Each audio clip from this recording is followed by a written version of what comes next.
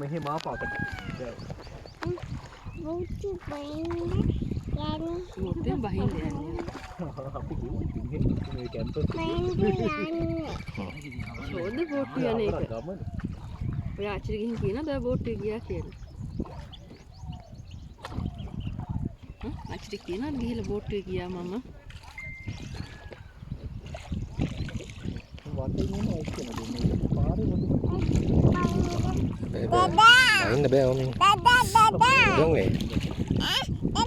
වට බහින්නද වතුරට? පූල් එක වගේ බහින්න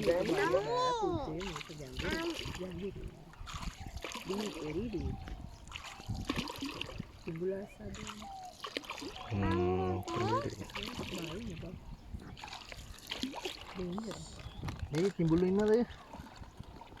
දැකලා නැතව. දැකලා. ඉන්නවා කියලා කියනවා. තුත්තක් අකුල ගන්නවා.